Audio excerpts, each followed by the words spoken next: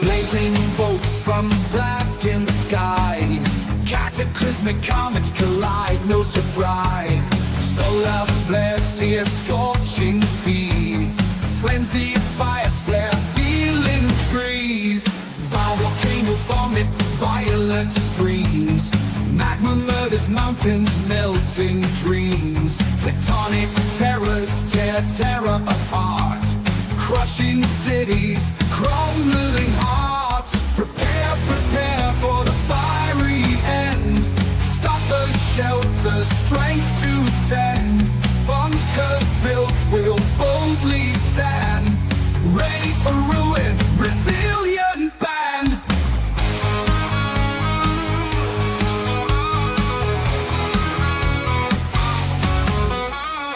Planes proliferate, pestilence prevails. Bioengineered bugs burst, bodies frail. Nuclear nightmares, nations nuke. Missiles mirage, no mercy rebuke. Prepare, prepare for the fiery end. Stop the shelter, strength to send. Bunkers built will boldly stand, ready for ruin, resilient band. Alien armadas aim atomic arrays, invading, igniting Earth's final days. Quantum quake, quarks combust, ripping reality, reducing to dust.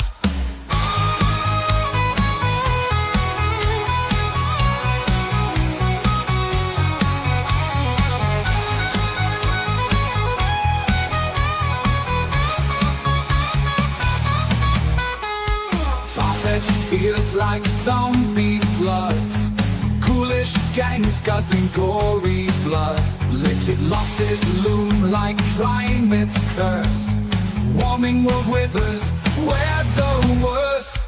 AI awakens, algorithms attack, synthetic scourge, sentient stacked. Economic empires erode, expire, markets melt, money's pile. Prepare, prepare for the fiery end. Stop the shelter, strength to send. Bunkers built will boldly stand, ready for ruin, resilient band. From cosmic crashes to cascading chaos, doom's drumbeat drives, no time to pause. Yet prepped will persist, proud and wise, surviving the blaze beneath burning skies.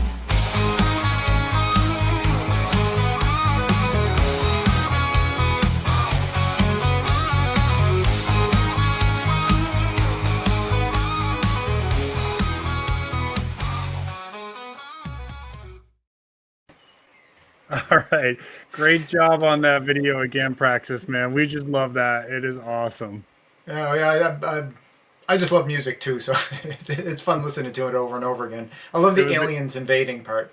It's all awesome, but as I was trying to type in the comments that my favorite part is the guy standing in the forest fire playing metal guitar, and YouTube didn't like it, and it actually, I gotta scroll back to tell you what it said.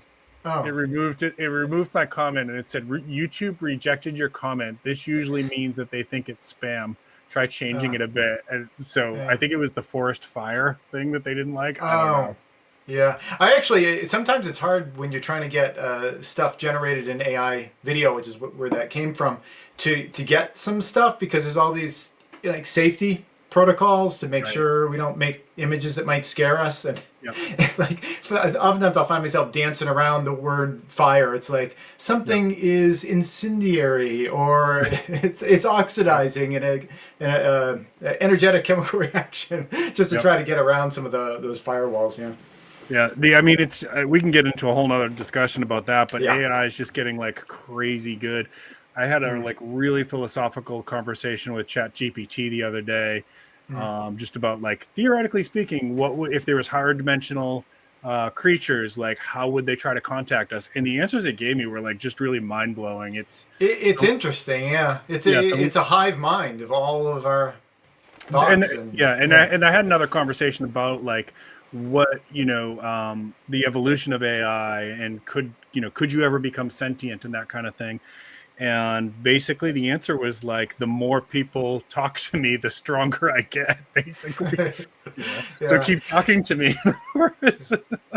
Yeah, you know, the idea of sentience with AI, I wonder if the answer to that, in terms of like whether it's possible, is kind of similar to the answer to whether AI can be creative in terms of like, you know, we see it creating images and videos and things like that now. And there's lots of people that work in the artistic industries, and you know, that's the industry that I come from as well. And I know a lot of people that are working in that industry and don't like the idea that AI is doing script writing for them and doing image creation for them. You know, like stock photography, people that are losing work because it's just so easy to get the AI to generate this stuff up. And I think one of the things that hurts the most about it isn't necessarily the fact that you're losing your income, although that certainly hurts for people. But I think the fact that you can be replaced by something, it kind of reminds you of, it throws in your face the lack of specialness, I think. And having worked in that industry, I can say with a lot of experience that a lot of what we do in the creative industry, it ain't all that creative. It's pretty much, you know, people will tell you, like, we want you to create this thing that's like this other thing that we saw before, but just make it a little bit different. So, you know what I mean? You were essentially acting as the AI that was like stealing other people's work. That's what everyone says about like the AI image generators. They steal other people's work and then repurpose it. It's like, man, I worked in that industry for years. That's all we did all the time. Yeah, just, except it went through us. And in the literary world, in terms of fiction, there's only 7 themes. And most people don't realize that there's only 7 themes in literary music. People will be like, no, there's hundreds of different stories. Yes, but if you break it down, on the same themes though, yeah, if you break it down, it's always man versus nature, man versus man, man versus himself. It's always one of those 7 themes, and you know, we talk about that in literary class, and that's been, you know, hundreds of years that it's just replaying the same themes. And music, you and I were talking about music backstage. There really hasn't been any new evolution of music, and people are not going to like that comment, but since jazz. American jazz was the last new type of music to be created. Everything else is just an expansion or grows off of something else, right? Like, so rock came from blues and rockabilly, which came from country and bluegrass, which came from Irish folk, right? So it's just evolution of stuff that's already existed. But except atonal music. What's atonal music? It's not music. It's garbage, in my opinion. Is it just like ambient sounds, like Moby? Yeah, you know, and like, you know. I don't know. All right, like so I'll grant that maybe we could say there's a couple like ambient sounds, if you want to call that music, then maybe it's not. Yeah. But American jazz was like the last thing that came along that didn't have like a natural root system, because it was so improvisational and really defied the, you know, music has certain like rules that you're supposed to follow in terms of melody. Jazz doesn't do that. You know? Yeah. All right, let's get back to the topic here. So welcome everybody to the Friday Night Prepper Pre-Party Show. Hope you all are having an awesome night. We have a fun little thing to talk about tonight, but let me say hi to chat first.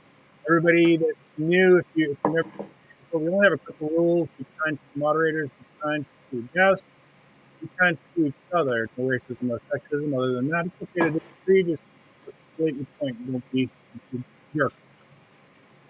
Mike, thanks for popping over. I appreciate you helping to moderate. You were, I think, the first one here. Scott Hummer, thank you for coming by today. All your message on Instagram. Rosemary, thank you for joining us. Appreciate you. I hope you are having a great night.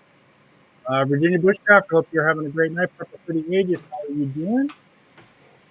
Will QIC, I hope you're having a great night. And I really enjoyed your video today that I watched about the 5 guns for SHTF. Utah Mike, Ohio Valley Prepping, thank you both. Appreciate you so much for joining us.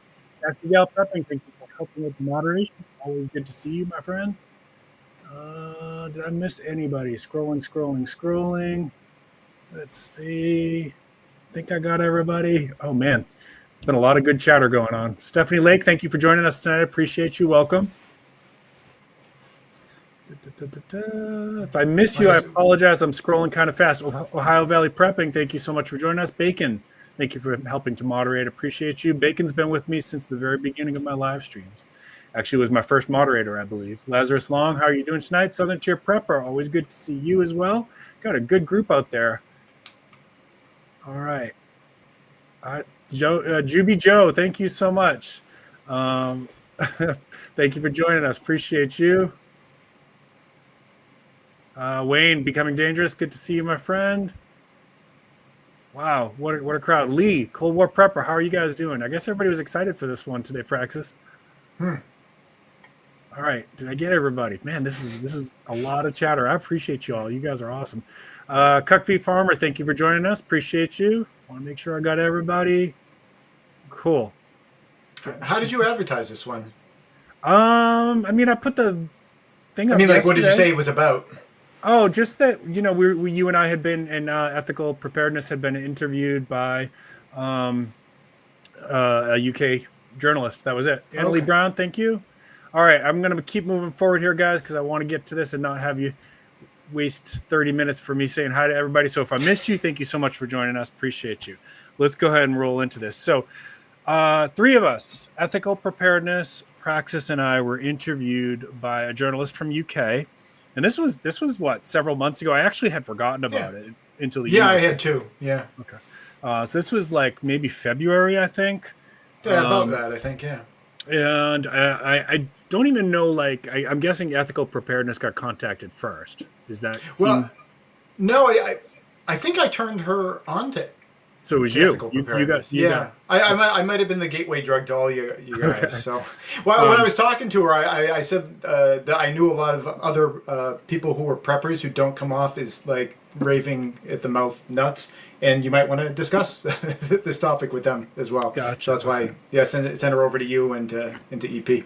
Okay. So, did you know Mimi? So the author that the 3 of us spoke to was Mimi. She just found you online.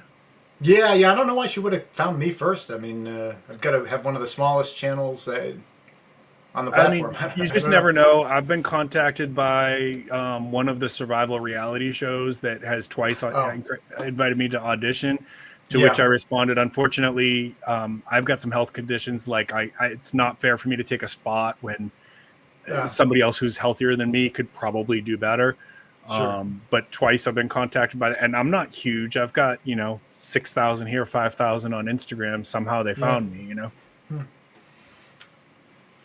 To be 20 again, man, I would do it if I was 20, 25, 30 even. Yeah. Too hard on me now. Everything worked better back then, didn't it? Yeah, you didn't wake up and feel like my body feels like a box of pretzels that's been stepped on 40 times. All right, so she contacted you first, and just curious because you and I have only emailed a couple times about this situation. When she contacted me, my first conversation with her was basically, I'm willing to do this because I want to raise more awareness for preparedness. But what I don't want to do, and this has been the experience for a lot of people in the prepping community, is when we're contacted by the media, it's like this bait and switch. Like, hey, we want to tell your story, but then they turn it into this mockery piece, right? Like they did with Doomsday Preppers and stuff, where they're asking you, hey, Praxis, what are you prepping for? And you say, well, I'm prepping for all kinds of situations. I'm prepping for financial situations and storms. And they say, no, say you're prepping for the mutated super virus that's going to turn people into cockroaches. And you say no, but they say no, say it. And so then what they did, how they edited this stuff, because I know somebody was on the show. They basically, they keep pushing you, and then you say, so you want me to say I'm prepping for super mutated cockroaches? And they'll go, cut, Dang, we got it. You got it, yeah. No, well, I used to work in media. I watch the interviews work, and they'll listen to what you say, and they'll say, it sounds like what you're trying to say is, and then they'll put the words in your mouth, and then they'll say, could you say that back in a complete sentence so we can have that nice and clean? So that's what we did. We hunted for that stuff, Unfortunately, that's a lot of times the game. So I said to Mimi, I'm not going to be part of that. So please, let me know what the intention here is. And she said, no, we don't want to do it like that. I genuinely am doing this as part of, I think it was her, a project for her journalism school, right? Yeah. It's like a thesis or something. So she was doing it for that. And she just wanted to get perspectives of Americans who are into survivalism and preparedness. I said, okay, so let's go ahead and do this. And I met with her for about 90 minutes. Is that what you had to? Yeah, probably something like that. Yeah. Okay.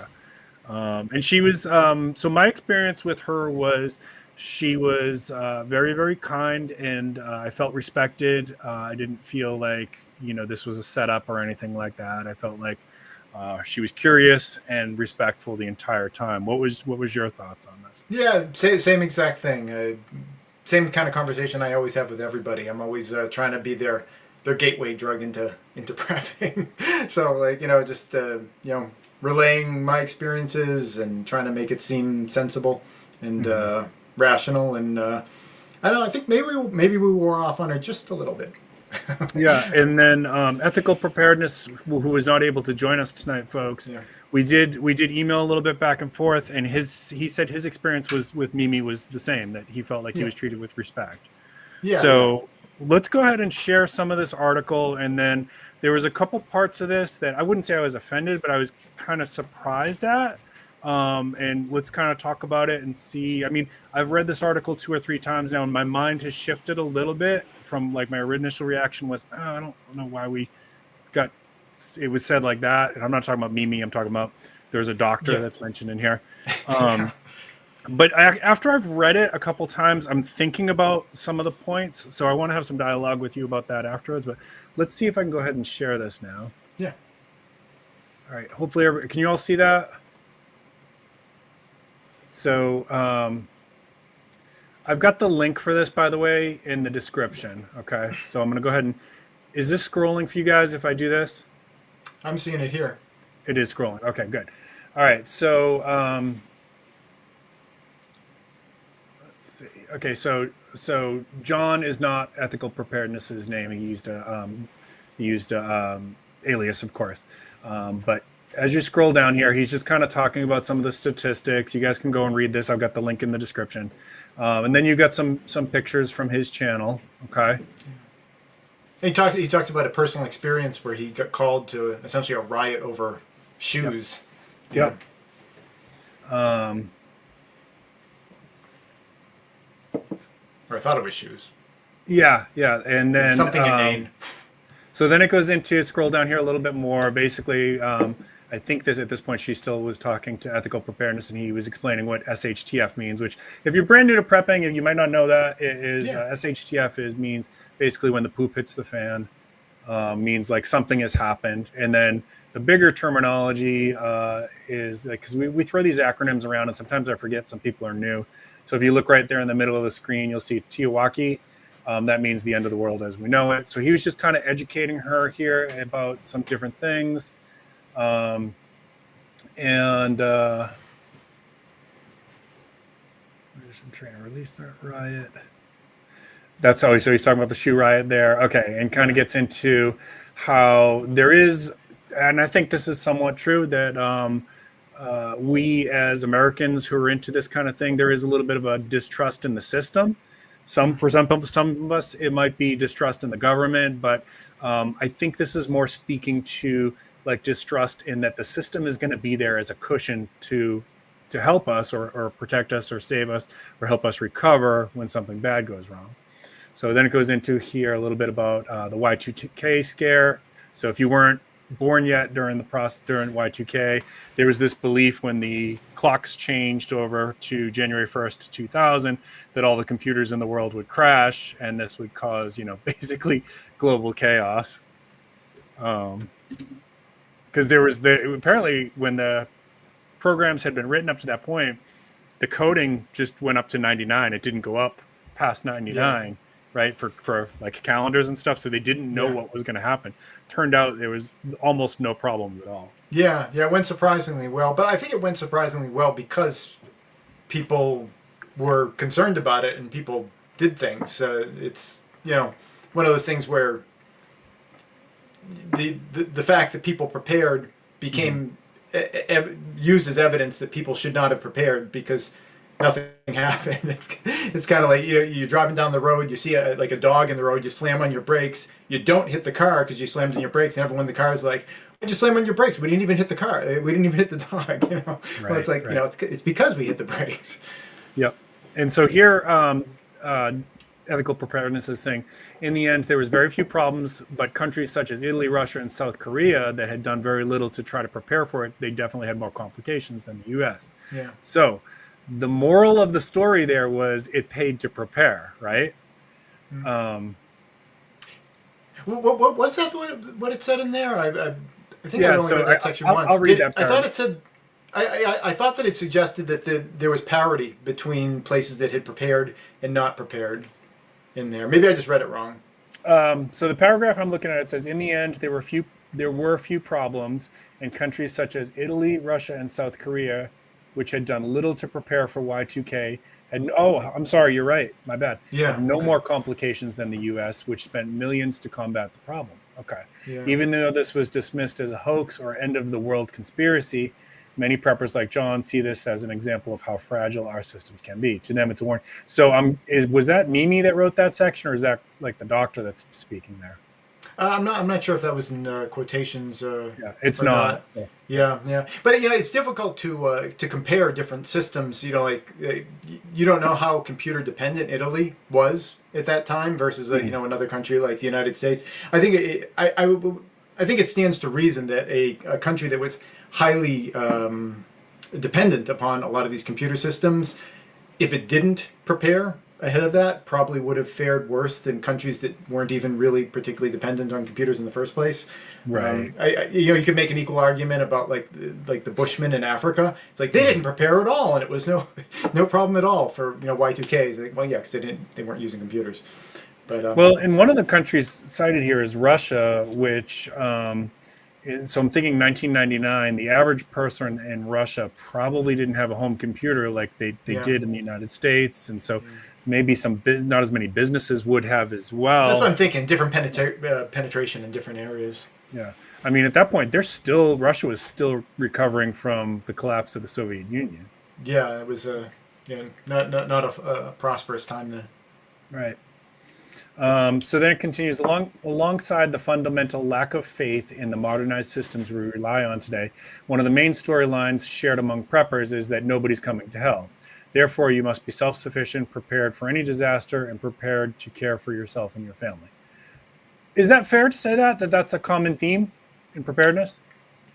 Yeah, I think that's the core theme is just the reality of life, that every organism is ultimately responsible for its own well-being, and humans have created some systems that occasionally work and occasionally don't work to try to kind of add to that and exaggerate that. But yeah, I think that's the core idea of prepping, is just the reality that we're all ultimately responsible for ourselves. So then it goes on, it's talking about, this was just a couple years ago, if you guys remember, there was a false alarm and they thought there was missiles headed to Hawaii. That was just like recently. Yeah, actually I told Mimi about that. She hadn't heard about it, and I was like, oh man, you got to check this out, because that's a perfect situation where you saw people like totally freaking out because they weren't prepared, throwing their kids into sewers like they had no idea what to do and everything. So yeah, she hadn't heard about that. I mean, she's in the UK, so I guess maybe it's more of an American story. And even here in the United States, like, unless you were in Hawaii, it was like, yeah, we all remember this from the news, but then like a day later we all moved on. But if this was your city, you'd be kind of jacked up for a little while, right? Yeah, well, at least a week or so before you forget about it. And then you get distracted watching, Keeping Up with the Kardashians or something. Yeah. Whatever people are into. So yeah, so this is you talking at this point. People had no plans for this. They were taking their kids and throwing them into sewers. They had no idea what to do. I love that visual. And your voice cracked with emotion at the thought of this.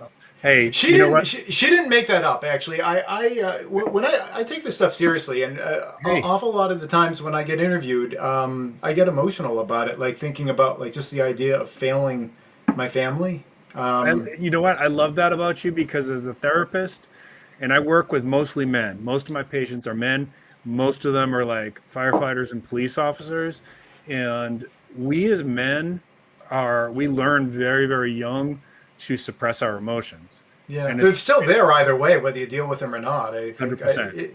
I think it's the braver person that allows them to wash over them. Like every single time I have to take the head off of one of our chickens, like one of the ones that we raise, I'm feeling it. I feel it right now. it just wrecks me for a couple of days, and it just really bothers me, and I don't want that to change.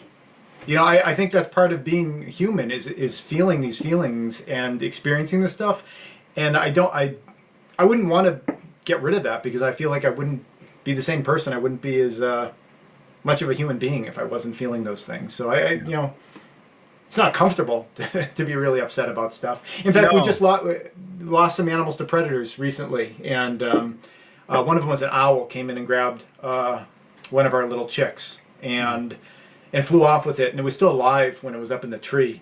And I wouldn't have shot at the bird even if I was armed at the time, because, you know, the owl was just providing for its family. It had probably already punctured the little turkey anyway, so there was no saving it at that point. But the little turkey was still calling to me from the tree, and that stuff bothers me, and I wouldn't want it to ever stop bothering me.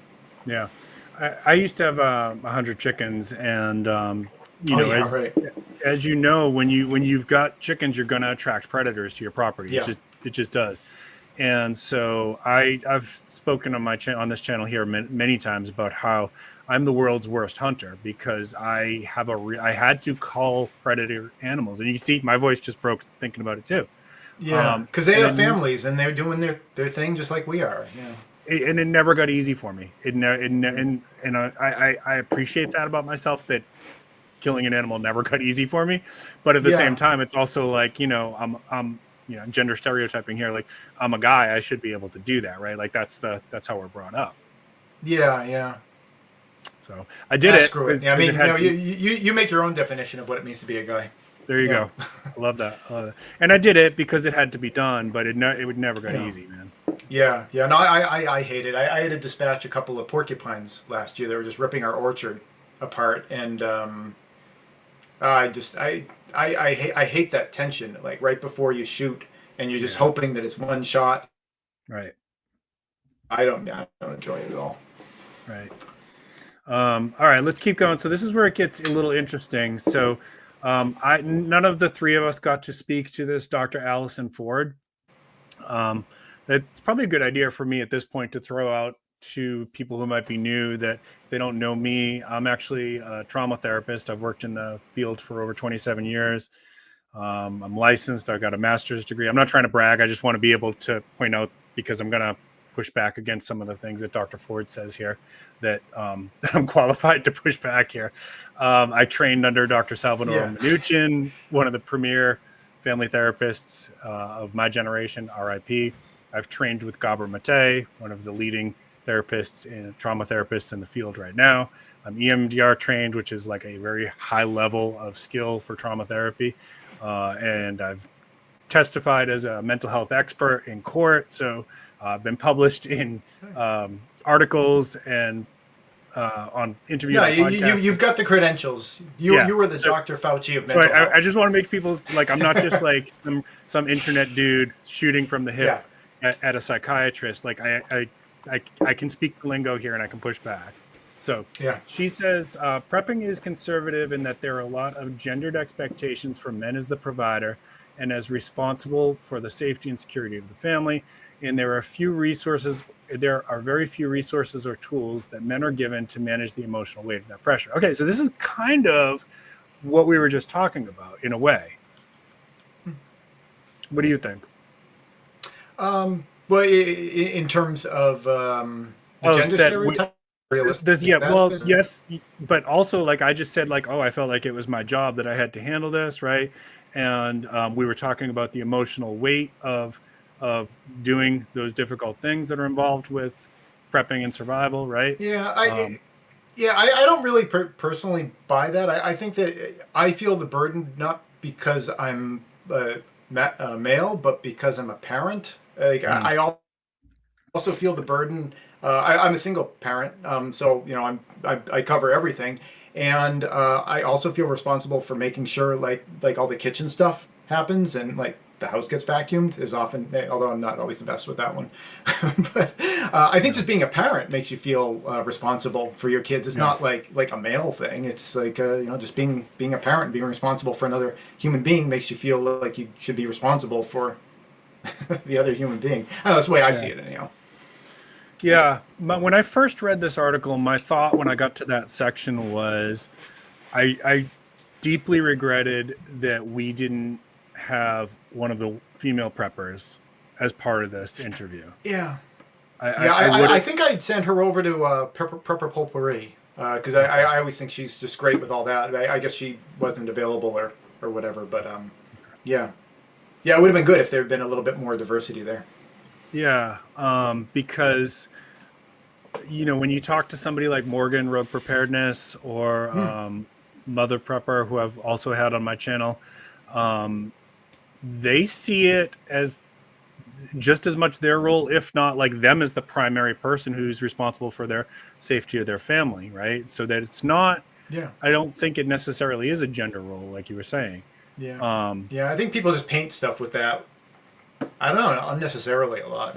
They just like to yeah. pull out the gender card for no reason. Would you say it's fair? It's fair to say that there's probably more men preppers, or it's just that we're more out there and more visible. Yeah, I honestly don't know. But here's the best example that I could come up with is that one of the biggest things I do on a daily basis that's like prepping related is I have an EDC pack that I just bring with me wherever I go, whenever we're going out of the house.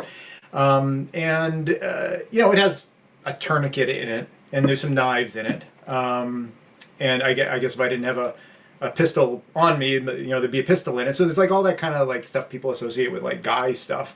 But there's also granola bars, and there's water, and there's fingernail clippers, and there's bacitracin and Band-Aids, and it's like a dad bag, which is kind of the equivalent of a mom bag.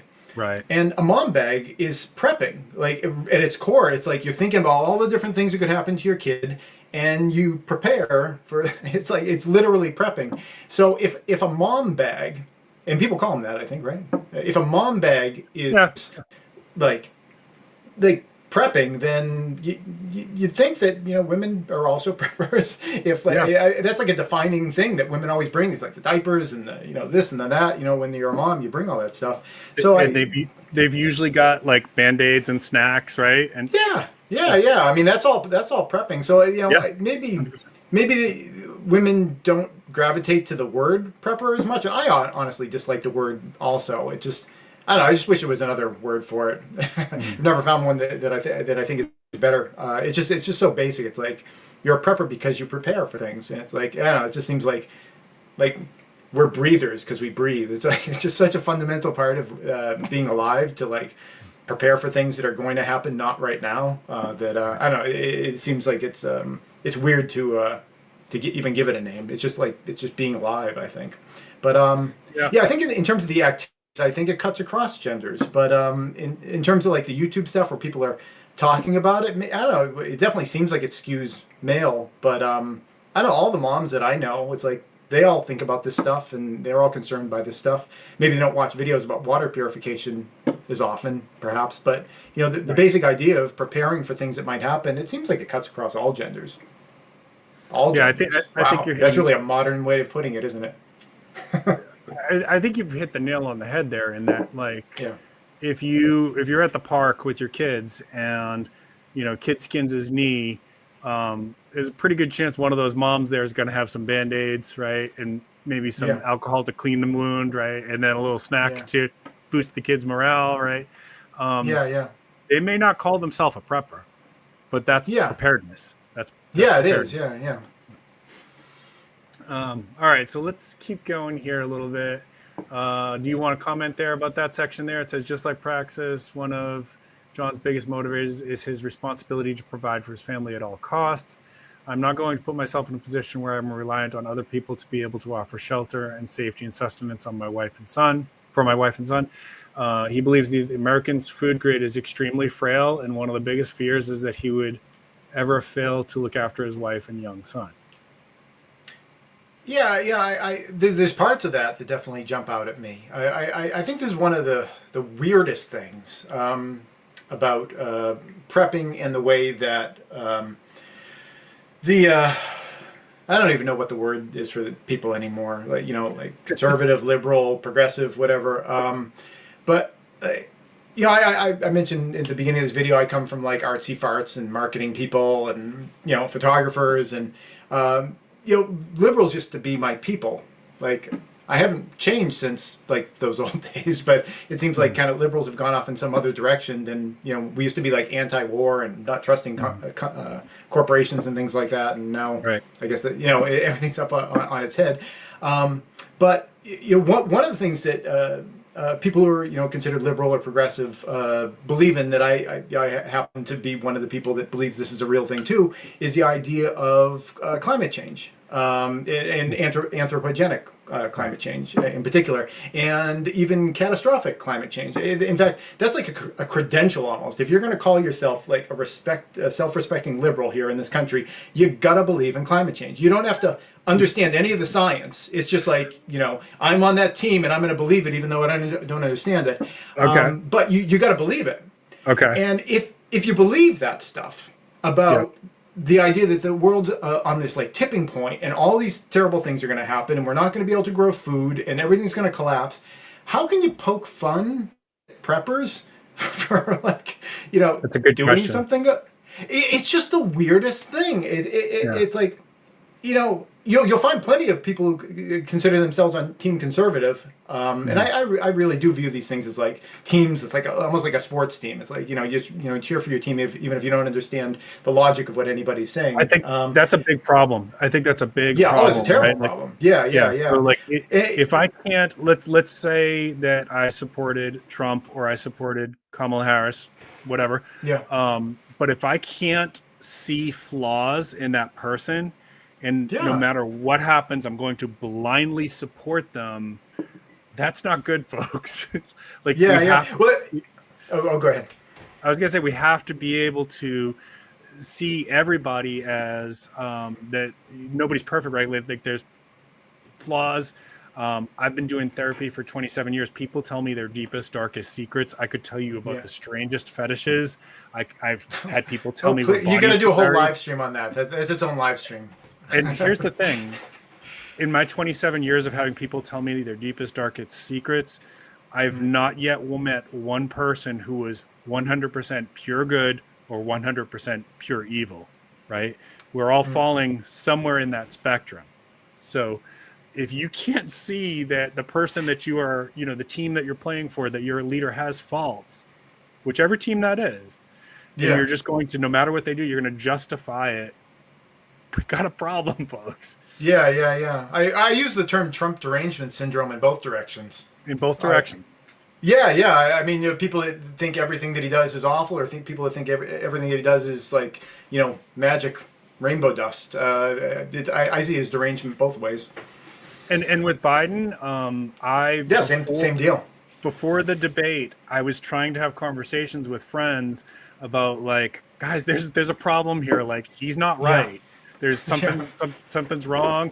And all I got back from these like purists who were like blindly loyal to the party or to Biden or something, I don't know, liberalism, whatever, was, he's fine. This is just Republican propaganda.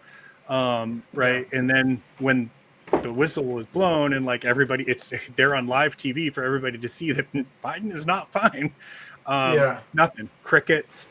And I even called them out, like, okay, do you think you owe me an apology? Crickets. Like, come on, rise above it. Like, if did they give you anything? Nothing. They still have. No, okay. Because I had that experience with people too, where I, we just say, I mean, matter of factly, the guy's like, he was like 1.5 million years old. It's not a criticism that he's having, cognitive decline. It's just he just was not able to do it anymore. But I talked to several people about that, and like you said, just like bouncing off of a brick wall, like no absorption of these ideas. And then like after that happened, and this, I find this so irritating. It happens just with everything with me.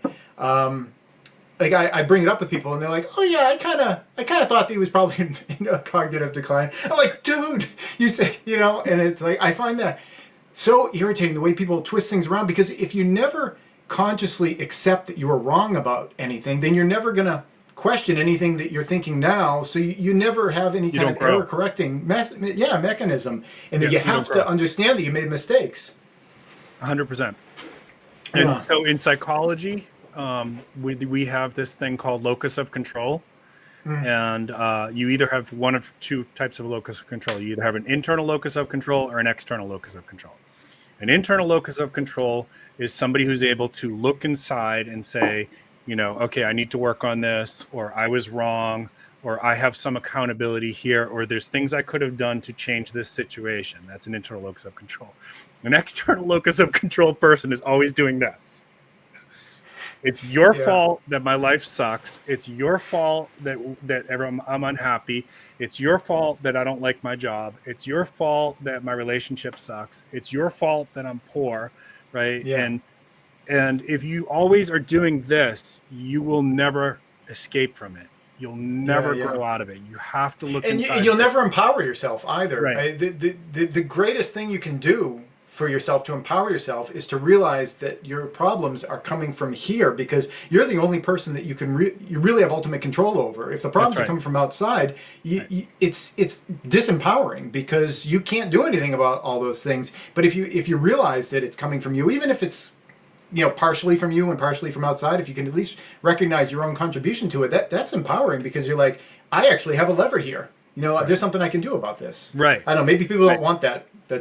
Power comes with responsibility, and they don't want the responsibility, so they don't accept the power. I don't know.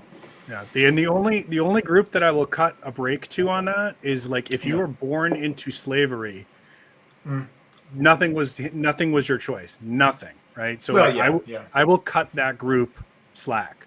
Everybody else, there is something within your control. Yeah. Maybe you're not going to be a billionaire, okay, but can you improve your chances a little bit?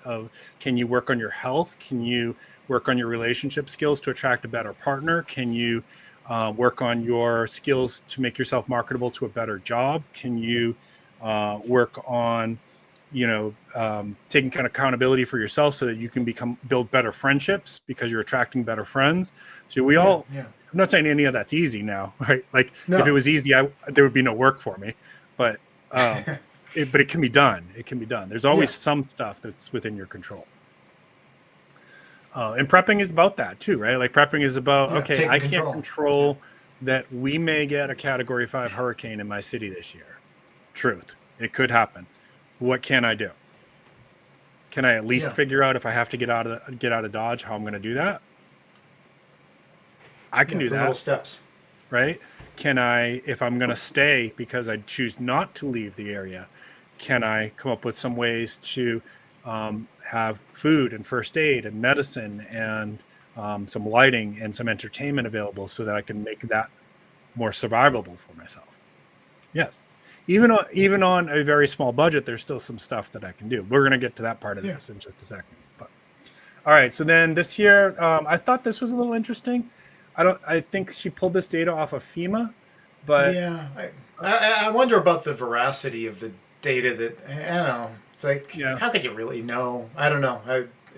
I can't say it's wrong, but you just wonder about how you could really accurately gather that.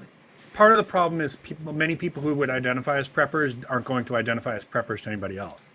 Right? Yeah, right. It's a lot of people don't want people to know, and we could have a conversation about that or whatever, but a lot of people don't want people to know. But anyways, the numbers that they came up with here was 61% of preppers are white, allegedly, other 7.3, Native Americans 0.8, Asians 2.3, Black preppers 13.3%.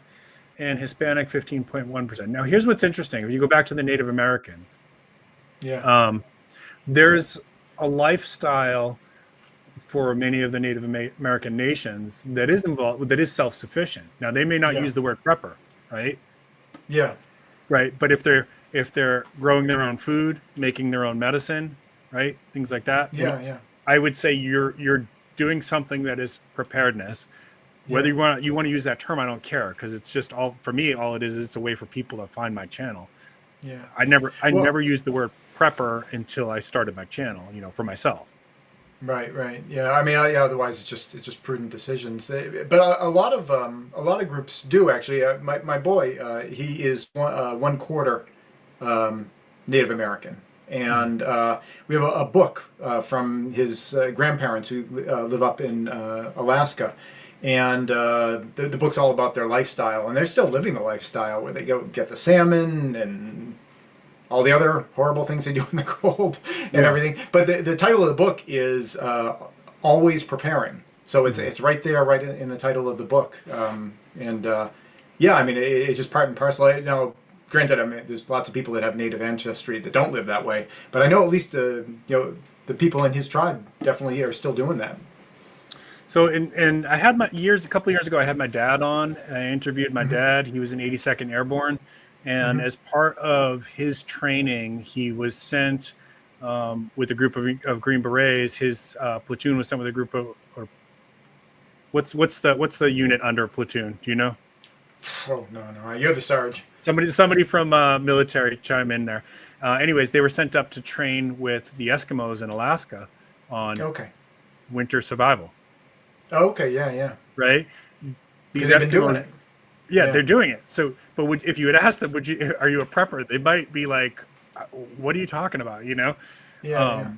Especially then they would have, because that term, I don't even know if it existed. But yeah, that's kind of, you know, in my childhood, that was part of where I started getting an interest in this, is hearing those stories from my dad about what he learned training with the Eskimos. Yeah. A lot of them are a real deal up there. It's crazy. When they go squad.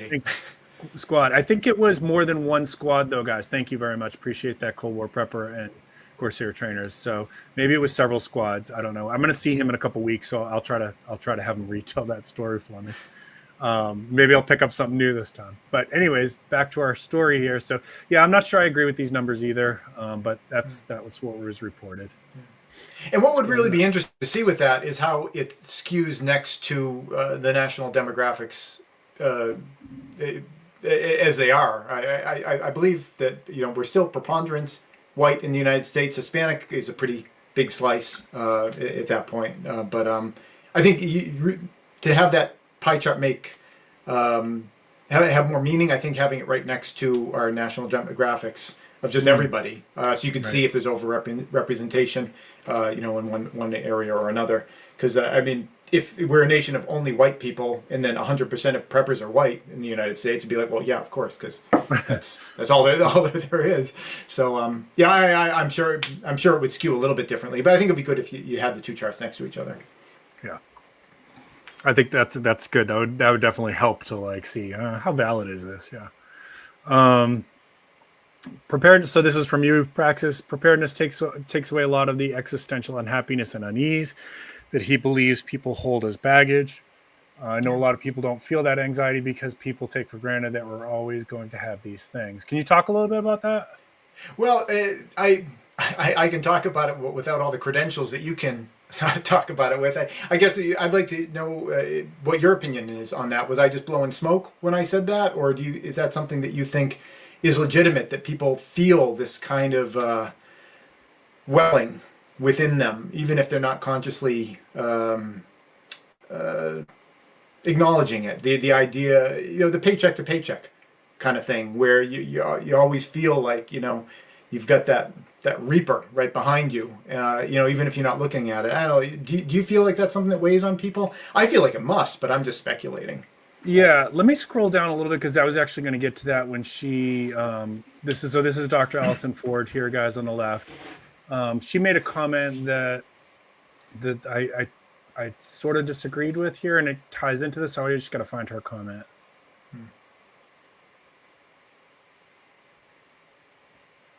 Well, while you're reading through, I'm just going to talk about that picture of me that just went by.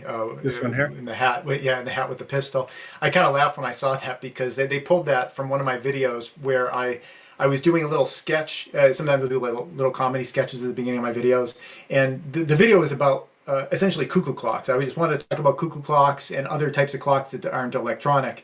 It was just a silly video, but the intro that I made to the video is I'm playing like I'm a cowboy, and there's been an EMP that's like fried the whole country, but I need to get to a duel, and that's like the big crisis in the video is I need to know what time is noon, but all the electronic clocks are fried, and the pistol that I'm holding is actually the only fake replica pistol that I own. It's just like an old movie prop that I've had for years and years and years. And I just thought it was funny that was the picture that they chose to use of me for the article, where I'm pretending to be someone else holding a fake pistol. Yeah. So I was trying to find, didn't she say something here about fear that like, didn't Dr. Well, I think Ford it's what have, drives us. I don't remember the specific, but I remember the trying to idea find that her we're quote kind of now. driven by fear.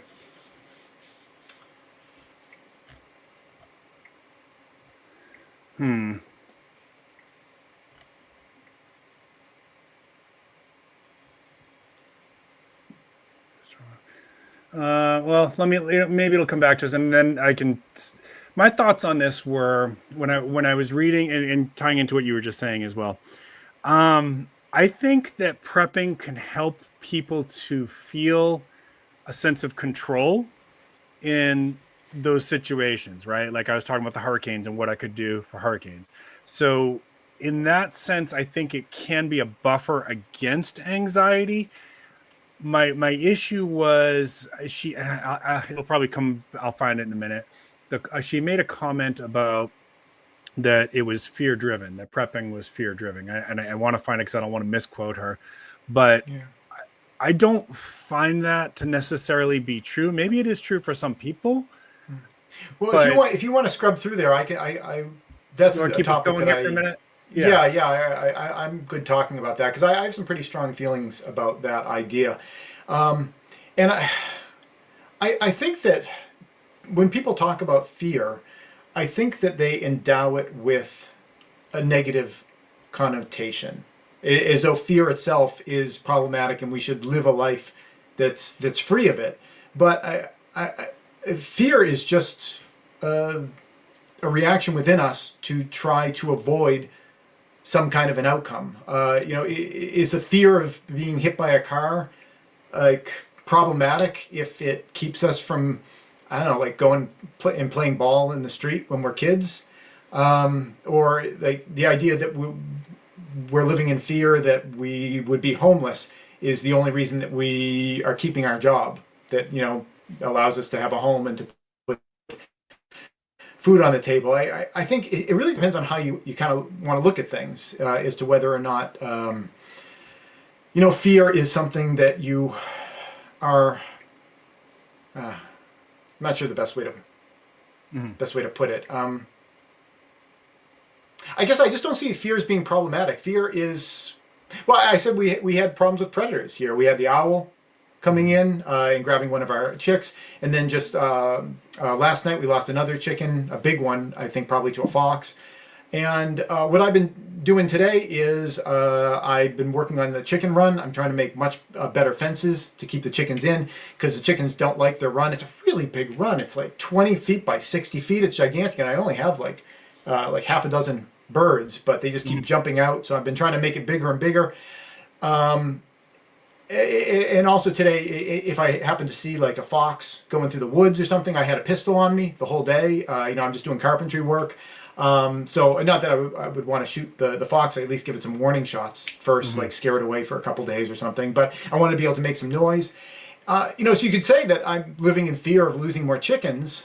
But I mean, that's something you don't want to have happen.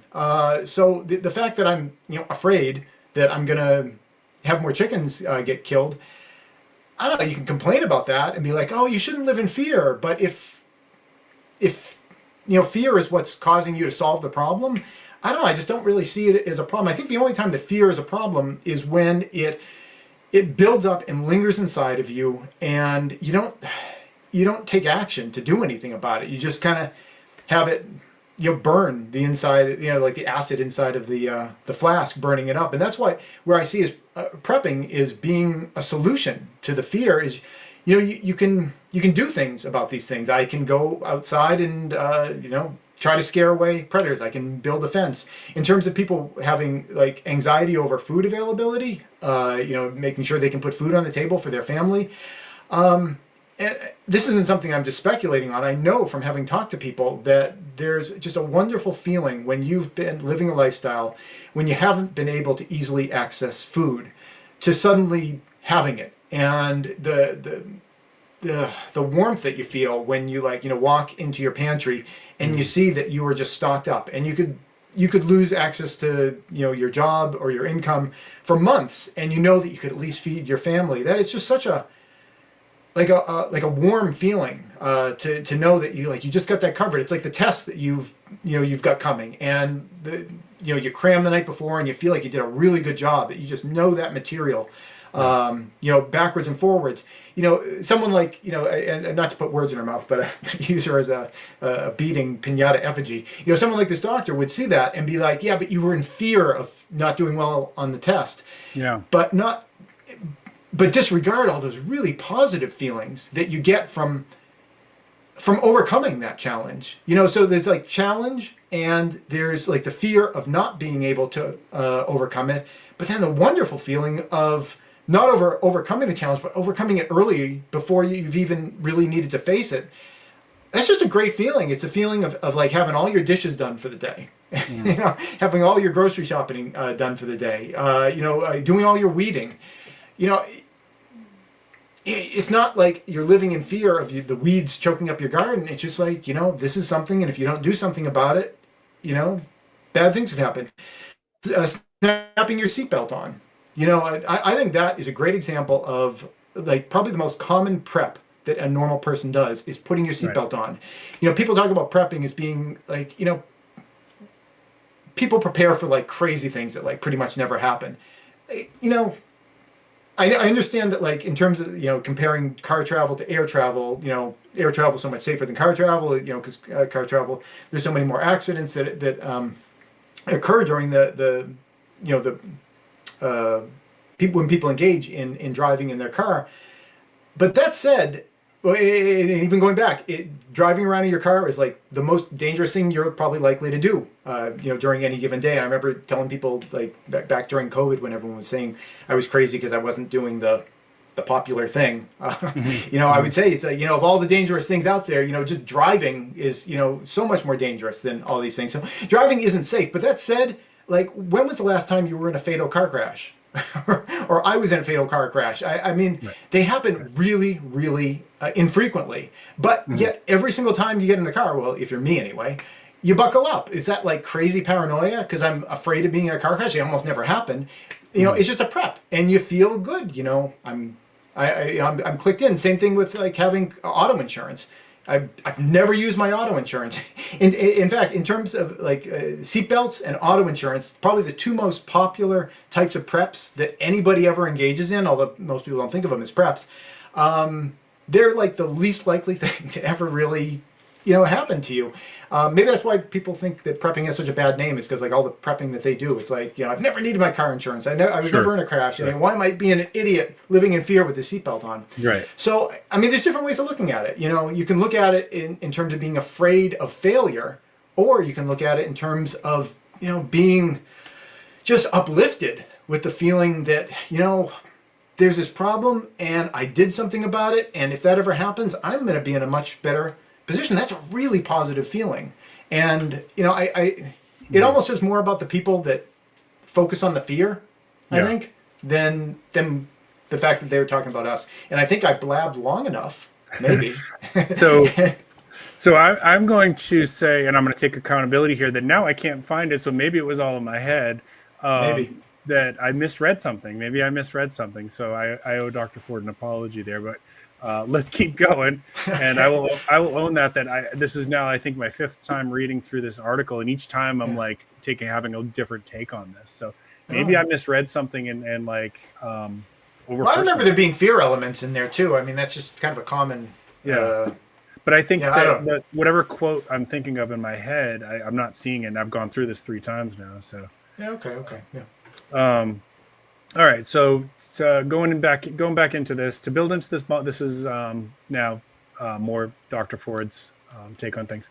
To build into this model of self-sufficiency, where it's every man for himself, is a deep commitment to individualism. And I would say that is something that is, it's kind of a value within the system of individualism, right? Yeah. We also do think about the family unit and the neighborhood unit and the community unit and that kind of thing. But individualism does seem to be a part of it. It does, but they didn't acknowledge the fact that there's a lot of preppers who do prep for other people, myself being among them. I've got tons and tons of buckets of food for family members, friends, and things like that. And it is a big part of the movement. But yeah, individuality is a big part of the movement. But I don't know, that's an American value, I think, to some degree. At least I'm told that it is. Maybe it's a value of other countries as well. When I studied sociology and whatnot in school, they talked about it as part of cowboy culture, right? Like Americans have cowboy culture where we really highly value individualism, self-sufficiency. Those are valued traits in our society. I think it's really. I was just going to say, I think it's really hard to make a value judgment on which is better. I think individualism works better for certain sorts of situations, and collectivism kind of works better in other situations. But I don't think you can say, carte blanche, one is bad and one is good. I agree. While people engage in this prepping lifestyle range across the political spectrum, the cultural logic of prepping is inherently conservatism. This is from Dr. Ford. Yeah. What is fundamentally conservative about prepping is the sort of distrust in the possibility of collective solutions and the ability to socially engineer outcomes that are good for the collective rather than the individual. I'm going to disagree with this one. Yeah, that's probably true for some people in the prepping community. I think it is very common in the prepping community to distrust the safety net. And for some of us to distrust the government, right? Like sometimes those go hand in hand for some people, not for everybody. Yeah. But I also think I hear at least a lot of communication around you have to have a mutual assistance group. You have to think about your community and your neighborhood, and collective solutions, maybe on a smaller scale. And maybe that's what she's referring to, is like thinking on like the national scale, and maybe we tend to lean more towards a smaller scale. Yeah. But I'm sorry. Go ahead. Yeah, you could take the mic. Go ahead. Well, I think that I hear the same thing from people all the time, that they're always looking for prepper groups or ways to network with other people. There's a stigma associated with what we do, so it's kind of hard to network with other people, and there's always kind of the concern that experiences where like right at the beginning of this article they talk about people turning on each other for a pair of shoes, and like we know situations like that happen, so everyone's always a little bit concerned about not sticking their neck out too far for it to get chopped off. I mean, sure. You, me, and Ethical Preparedness all use pseudonyms on our channels to try to insulate ourselves from that. But there is a real strong desire to connect with other people and to network with other people. And I think that the fact that there's not more of that isn't for lack of desire, but just because it's difficult. And where, insofar as people are doing that, and you mentioned like people are kind of doing smaller scale groups and communities. I think that the reason for that, first and foremost, is just like, well, what else is the alternative? Like, is an individual person gonna start their own government and recruit tens of thousands of people? I mean, as an individual, you kind of have to start small and you kind of build out from there. And the individual only has so much, ability to sway and thinking about it, like at least in terms of news stories, whenever like a kind of insular mutual assistance group gets too big, the existing government tends to have kind of a perspective on that, and those sort of groups don't tend to last that long. A lot of them sound like they're doing all sorts of nasty things too, but you never know with the and that's, I mean, I've been invited to join several different militias. I'm not interested because one or two bad people in that group will cause a lot of problems for the entire group. Yeah, right? It comes down to a lot of trust issues. Yeah. So you've got one or two people in there saying like, we need to get violent or something, right? And, guess what? You're all now going to have a permanent file at the NSA. And if that person acts, even if they're acting on their own without group consent or anything like that, everybody's getting a visit. Everybody's getting a visit, So I'm not interested in that. I'm not interested in any kind of violent solution anyways. Like, I will use violence only if I have to defend myself. That's the only time I'm interested in it. I'm not going to join anybody's personal army or whatever. Like, you all go have fun. When you develop trauma, come and talk to me. I will help you with that. But I'm not going to fight your war. You know. Yeah. Because in my experience, I don't like either party, or you know, I see flaws in both parts of the left and right. You know, and I tend to be somebody who leans closer to the middle myself. Yeah, no, me too. If I ever start feeling like a lot of people are agreeing with me, I start figuring I must be doing something wrong. So the next part of her thing here is, in many circumstances, it's true that your emergency response infrastructure is insufficient to the challenges of climate change. Where preppers and I diverge in our thinking is that to them, that's a sort of inevitability that comes out of a model of human nature in which people are fundamentally self-serving. To me, that's a political choice. I'm not sure what she's saying here. If she's making a statement on how people view climate change, or coming together to solve a problem, or both. What was your take on that? It was I had the same kind of confusion over it as well. It seems almost as though she was suggesting that preppers have a fatalism around the idea of climate change, that it can't be stopped with collective action. I feel very confident in saying that humans aren't going to solve this problem unless we're under an enormous amount of duress. We just see that over the past several years. It's just, we keep having these conventions, and people get together and they make agreements, and nobody sticks to the agreements. Yep. And like, even if people did all the stuff that they talk about doing, which they haven't been doing, I don't think they're going to do. Right. It's not even enough.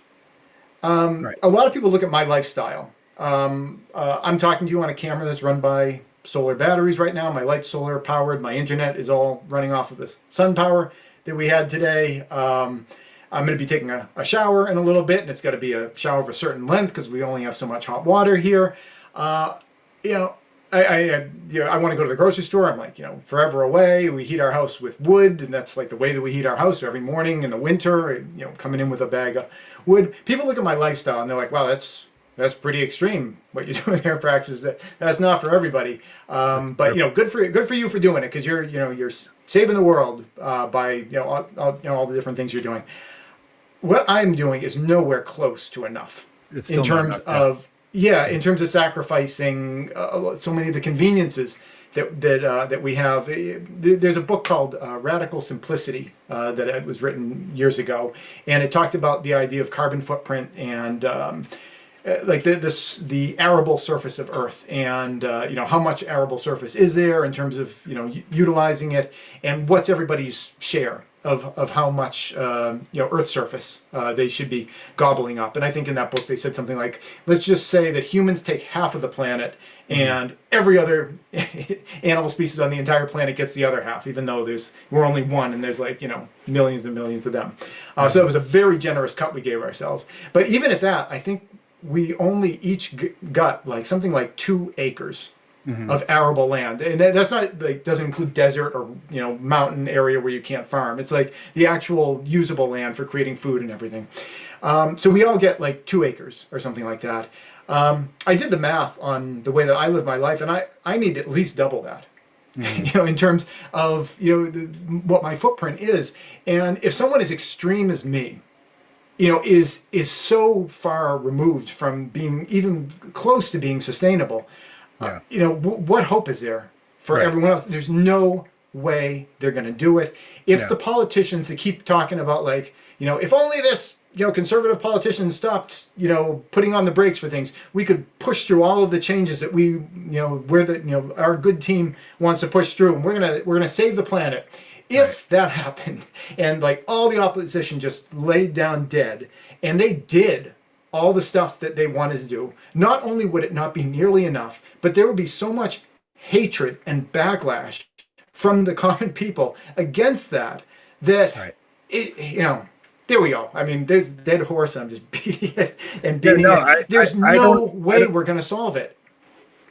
I agree with everything you said there.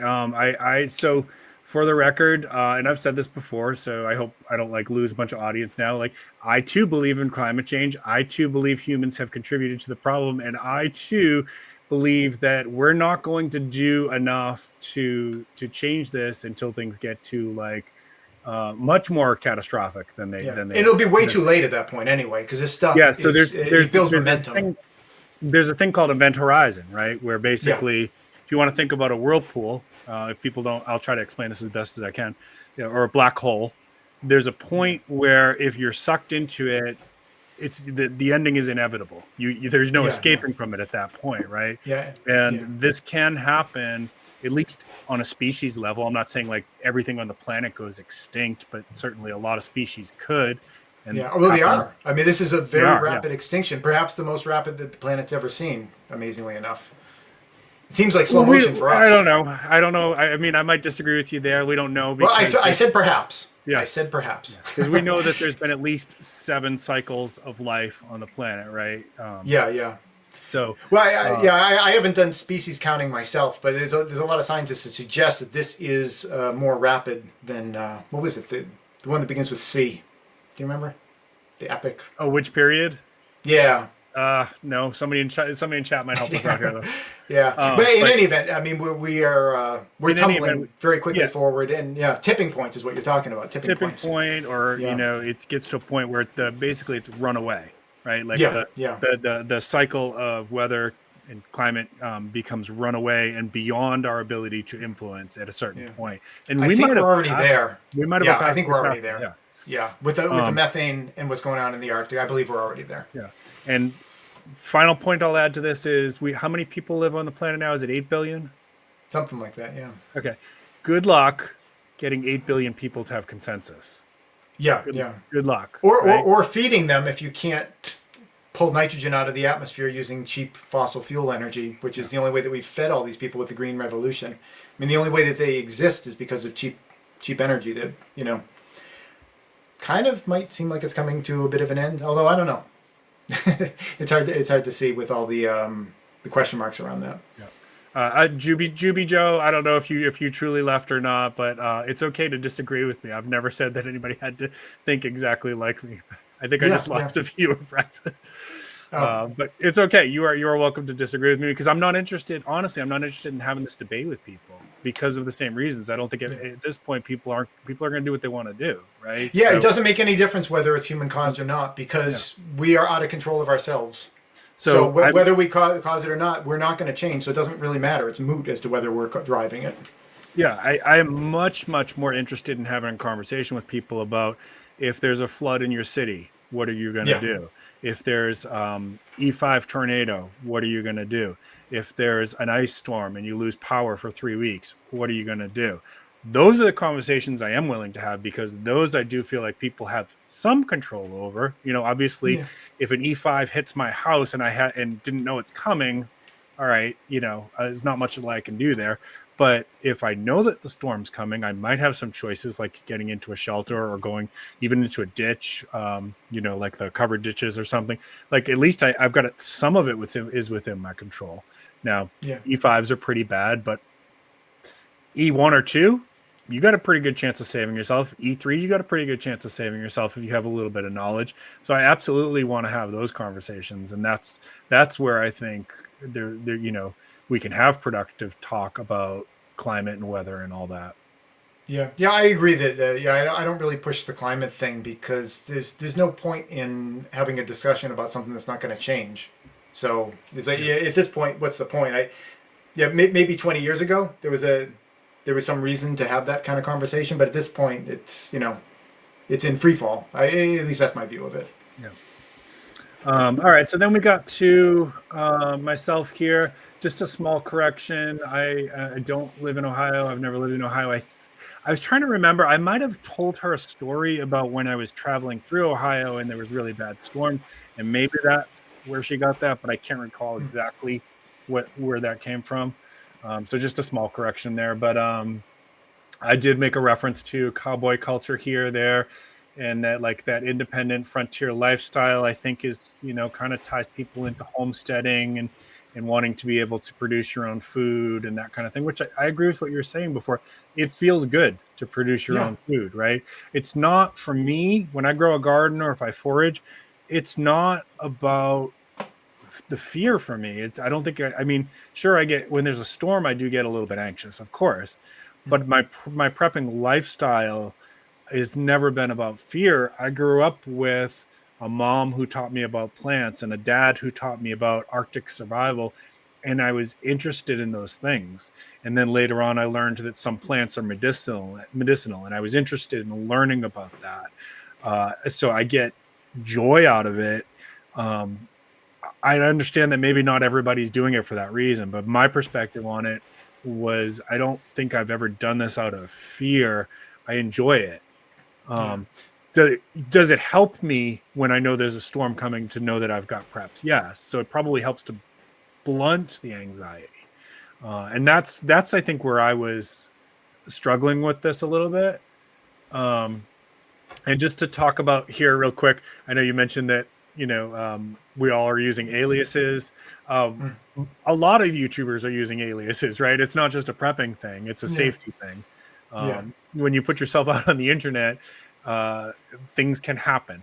And do, yeah. right? And look at Jennifer Aniston just had that stalker guy, like, basically drive through her house, right? I love that. I had no idea that happened. I am just so far removed from any of that kind of news. It just makes my day whenever I hear a story like that I've never heard of. I'm like, you're doing it right. You're doing it right. Yeah. But I mean, I've had somebody give me a death threat. I've had, I heard about that. Yeah.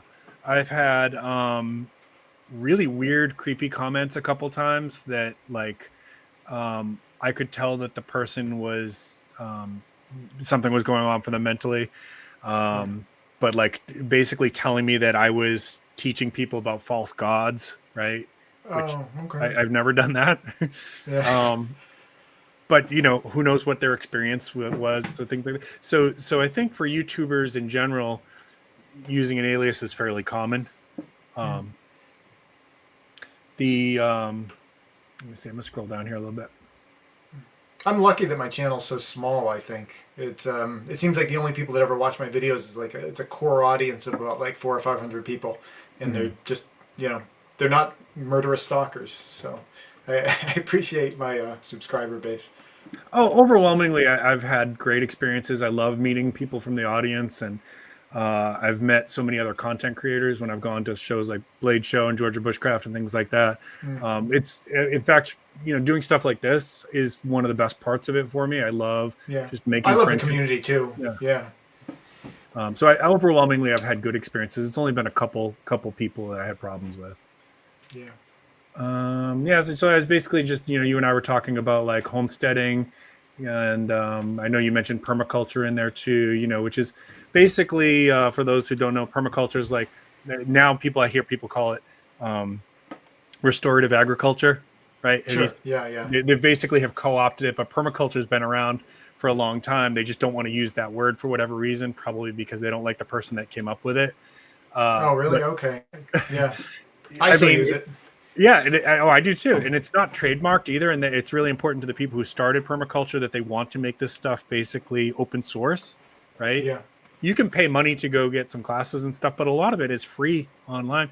And all it is ways to grow food with no chemicals and minimal inputs from outside of your own property, and to do so in a way that's actually not just beneficial for your food, but for the soil and the other animals that are sharing that ecosystem, that mini ecosystem with.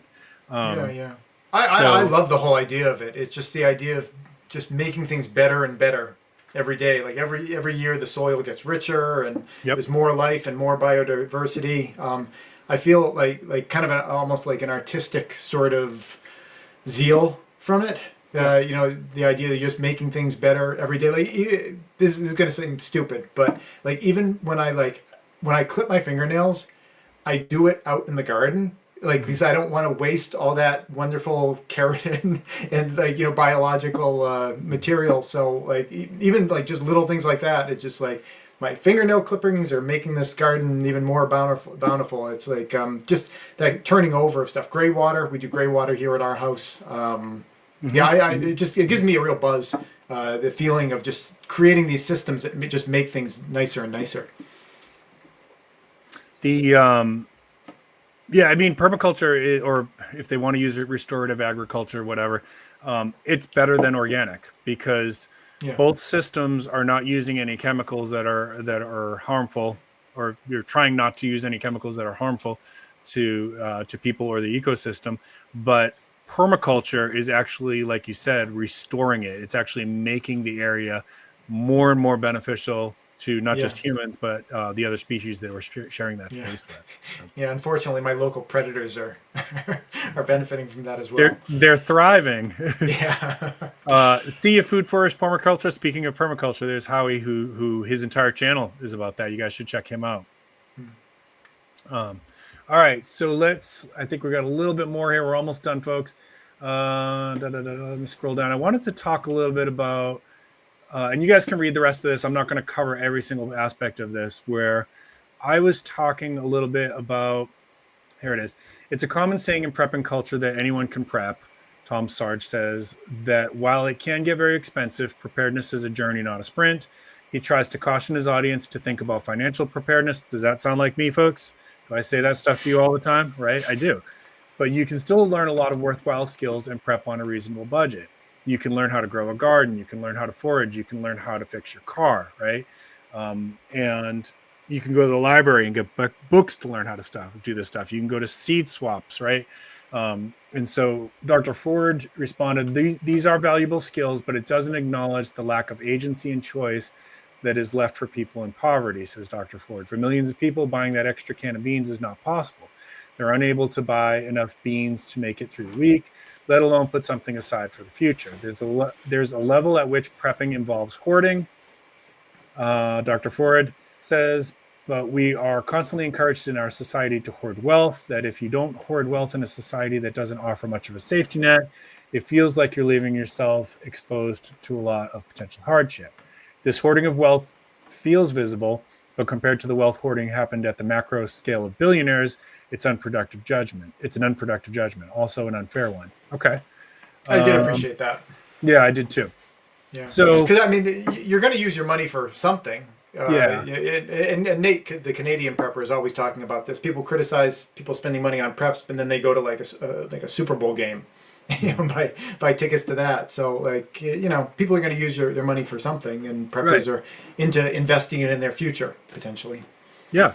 So I did take issue with this, and then after reading it the third time, I started to try to shift my thinking a little bit. And so I do see comments, maybe you do too, about like, I can't even afford that extra can of beans, right? Like, actually, I have a lot to say about that. If so did you want to talk first, or? Yeah, so I don't want to invalidate that, because I've worked in mental health for my whole life, and part of my career was working with people in extreme poverty, going out to them in their communities in a very, very so I understand that concept when somebody says, I don't know how I'm going to pay my water bill this month, right? Like, and you're asking me to buy an extra can of beans. I'm trying to make sure I have enough money for my kids' diapers, right? Or I'm trying to make sure I have enough money to buy my medicine this month, right? So I get that. I'm not without empathy for that. I think what I try to do, and if I haven't done a good job with this, then I apologize to my audience, and I will work on this. But I try to also get people to understand that there still are components of this that are free. That, and here's the thing: like, preppers, regardless of this like stereotype that we may or may not be hoarders, all the preppers that I am friendly with are very, very generous people. And if you said to them, I don't have anything to start a garden, not only are they going to share some of their heirloom garden seeds with you, they're probably going to come over and help you build the garden. Yeah. Right. So it does involve, putting ourselves out there a little bit and connecting with people. And maybe sometimes we have to ask for help. And that's not such a bad thing, because there are people in this community who want to help. Okay. Well, that's why you and I host our channel, for that very reason. But if I've been insensitive to people who are, like they really don't see it because they don't know how they're going to pay their water bill versus that extra can of beans, then that does hit me a little bit in the feels, and I apologize if I've ever accidentally conveyed that message, because I do have a lot of empathy for poor people, and in fact, it's been my experience that poor people and I'm talking about extreme poverty, in many ways are some of the best preppers, because they know how to deal with it. They know how to deal with it, and they've been resolute and resilient, and figure out solutions. And a lot of the extremely poor people that I worked with grew gardens where they could, including guerrilla gardening, right? Like on public land where they could get access to and stuff like that. If that's not survival, I don't know what is, right? Yeah, no, that's a real deal. Go ahead, you take the mic. Yeah. Well, my feeling on this is that, well, you have the example of like the person that, they have trouble with finances and they can't even buy the extra can of beans. You can also just buy dried beans and you get a lot more food for the same amount of money, and instead of just getting like a certain amount of beans for, I don't know, whatever they are, like $1 or $2, you can get a whole bag for about the same, and you get like 5 or 6 times as much. So it's not really about necessarily spending more money. It can be just about doing things in different ways to be a little bit more thrifty. And then obviously the reaction to that is, well, I'm already buying the dry beans, so I'm already doing that, and I can't cut this corner here and I can't cut this corner there. And then it becomes just kind of this endless cycle of people trying to demonstrate that there's nothing in their lifestyle that they can cut out. But my answer to that is always the same, and that is that no matter how little money you make, there's always somebody out there who makes less than you. Mm-hmm. And all you really need to do is just adopt whatever the lifestyle is of that person, because they're not dead. Keep your income, which is a little bit more than them, adopt their lifestyle, and then that's going to give you that differential. And like no matter who you are, there's always somebody that makes less than you. So that's my answer to that, is to just find out whatever magical thing that whoever all the people that make less than you are doing, and do that. I'm not here to tell you you need to do this and you need to do that. I've got things that I've done in the past, and that's why I have my channel to share that kind of stuff.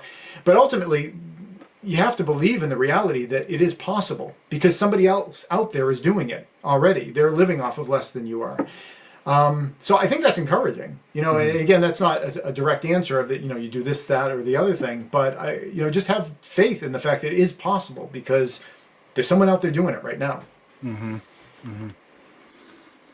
All right, let me go ahead and wrap up this article with, I think you had the last little section here, and then we got one more thing to talk about, folks, if you can hang in there just a few more minutes. Or not. I think between the climate change comments and the my comments about not having empathy, or maybe I didn't have enough empathy for people in those situations. If I've lost a few subscribers, I'm so sorry, guys. I hope you do know that I take all this stuff to heart. I'm constantly evaluating my own self and trying to, am I doing a good job with this? But Praxis says, and nothing that I say reflects on you either. I mean, these are my thoughts. 100%. Yeah, everybody's absolutely. Yeah. And both of us always welcome disagreement. I see that on your channel too. That you in the comments. Yeah. People. I never turn away from it. Yeah. Praxis says that over the past year or so, now that over a decade has passed since he started his prepping journey, he's been filling up his nuclear fallout shelter with more food than he or his immediate family needs. So we're all going to Praxis's house when the SHTF happens. It's not delicious food, he admits, but it's just stuff I could offer to family and neighbors if something ever happens. He pauses. Hopefully it never does, and it's just extra padding for me. The solution is not to blame individual preppers for their responses. To look at preppers and say, you guys are the problem, is to miss the whole economic and political system that creates those circumstances in the first place. That's, I guess, from Dr. Ford. Thank you. Rather, this is just one way people deal with it. The real solution is to figure out different ways of relating to each other in the context of environmental and political challenges, which takes time, energy, resources, and attention. Yeah. The work of political environmental change is messy. It's full of conflict, involves showing up to meetings on weekends and talking to people that maybe you wouldn't otherwise be in contact with, knocking on doors, communicating ideas, and trying to get the votes out. Decades into political austerity, funding cuts for public services, and capitalist hyper-individuality mean that it's entirely possible that if there's an emergency, no one will come, she says. But that's a political choice, not an inevitability. I'm not sure I understand what she meant with that last part. I appreciate everything she said there, but do you understand what that last part was? What she's saying? I think the thrust of this is something that I would push back against. And the thrust, as I see it, is that because of the socioeconomic systems in which we live, we are thrust, and I guess she's giving us a little credit here, rationally. It sounds like maybe she's suggesting we're somewhat rational about this, that we feel like, the government's not going to be there to save us. So, we have to be there to save ourselves. And the way that she talks about it, though, is that she seems to be suggesting that that is a symptom of the problem, which is our socioeconomic system, where there's not that safety net where we can all be feeling like we're going to be caught by it. One thing I've been talking about on my channel is that I want to have a potential for leaving the Northern Hemisphere. And I've been looking at Uruguay. It's a country between Brazil and Argentina on the eastern coast of South America. Hopefully my boy and I are going to take a trip down there later in the year and, look at it, and we'll decide whether it would be a nice retreat place or not. But the idea is that it's a place that has a lot more stability than the United States has, I believe, or at least the United States in terms of its trajectory. And thinking about going down there, it's got me thinking this kind of like weird thing in the back of my head, that like, what would it feel like to be living in a society that's not crumbling? Mm-hmm. I kind of enjoy the challenge mm-hmm. of living in this kind of environment. I almost feel like if I were out of it, like what would like creatively like motivate me and inspire me to do different things? And again, it's like not like I'm operating out of fear, but I like coming up with solutions to problems. And if I lived in a place where there were fewer of them, I feel like I wouldn't enjoy that. And this is my long like round the bush way of kind of saying that the idea of people being individualistic and mm-hmm. people wanting to be responsible for standing on their own 2 feet. The doctor here seems to be suggesting that that is a symptom of the socioeconomic system that we have in our country, and because it has that symptom, like the problem is with our system, and it's causing this issue, which is individualism and people feeling like they want to be responsible for themselves. I don't think that people taking responsibility for themselves is a negative thing. And I don't know that I would want to live in a culture that doesn't value that. Yeah. Like if you lived in a culture where like it ran really great, and if a storm came through, the government would be there and they'd have like a spoon with food right up to my face, and like all those kind of problems were solved. I don't know that I would feel comfortable living in that kind of culture. I like the feeling of standing on my own 2 feet. It feels like what it means to be an adult, really, is that sense of autonomy, that sense of resiliency, and ultimately being responsible to yourself. I wouldn't want to run away from that. Yeah. And I don't see that as a negative. I see that as a solution to our problems, not as a symptom of them. Yeah. The value of self-sufficiency is such a part of American culture, right? The individualism also, right? And this goes back way before you and I were even born. This is, colonial America. And then cowboy culture, right? And Yeah. The idea of being able to cross the frontier with just your horse and a few tools, right? And start a new life for yourself and be independent. It's so embedded in our culture that I think it's hard for us to conceptualize some type of place where that wasn't a thing, right? And conversely, I know from my conversations with people who don't live in the United States that they struggle to understand why that's so important for us, why it's such a treasured value. Similar to like trying to explain why we as Americans value the Second Amendment, our right to bear arms, to somebody that's living in a country where that's maybe never been a thing, right? It's very, very hard for them to understand why would you, Praxis, need a firearm, right? And you might even say, well, forget about the crime for a minute and my right to defend myself, which is also, by the way, another American value. My personal right to defend my life against somebody who wants to hurt me. That is an American value. Whether or not you believe in guns, it's still an American value. But let's forget that for a second. And you said, well, I have a farm, or I have a homestead, and I have predators that come on the homestead, and I need to call them periodically. So, or just scare them with a bang. Yeah. So you will get some, when I've talked to people in those countries, you'll get some accommodation like, okay, I understand for farmers, but nobody else needs it is what you hear, right? It's so foreign for them to understand why that's a value, not for every American, but for many Americans, of my right to keep and bear arms, right? This is why it's one of the biggest things that Americans have conflict over, is because for those who believe it, and I will include myself there, it's a sacred birthright of being an American, right? Along with my right to try to be as self-sufficient as I'm able to be, right? Now, as I get older and I develop health problems and I have to take medications and things like that, the reality of that is slipping in for me, that like, I can't, now as I'm aging, be as self-sufficient as I would like to be, right? I do have some dependence on external supports, and that's only going to get worse with time.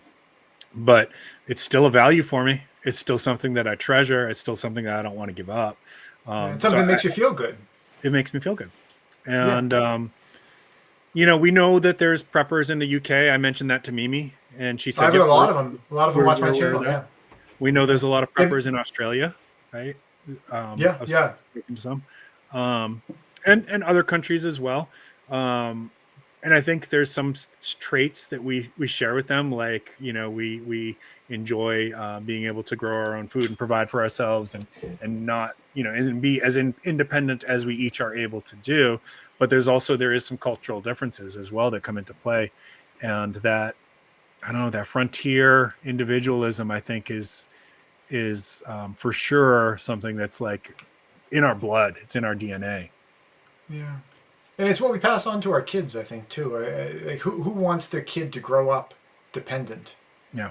I just think it's just part of being a full-grown adult, is learning to stand on your own 2 feet and not having, mom and dad or, the government holding you up the whole time. It's a part of being alive. Every living creature on this earth does that. Mm.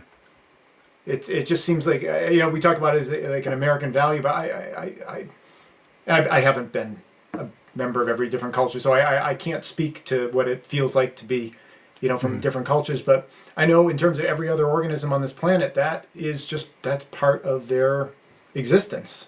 Yeah. And I got to think that it's got to be part of our existence too, as a human being, as a living organism. That's one of the things that, this house, I built this house myself, and that's another thing that I think has just been stolen from people. Every single animal on this planet builds its own home, except humans. We've been told you can't do that, and it's such an empowering feeling to know that you can make your own shelter and make it the way you want it. I get goosebumps just thinking about it. I don't know that movie, but if you know the name of it, I would like to check that out. That sounds like the kind of movie that I would enjoy.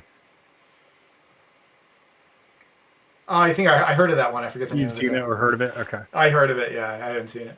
All right. So before we shift into that last little thing that you and I were going to talk about, which is waiting down backstage.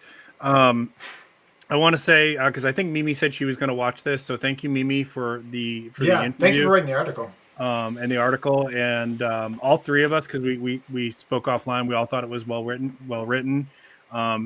Dr. Ford, I think that as now reading this again online, like I think each time I'm reading this, I'm getting a different perspective on what the points that you were making. I wish that we could have had that opportunity to interact with you, because I feel like I'm missing some context on some of your statements. Yeah.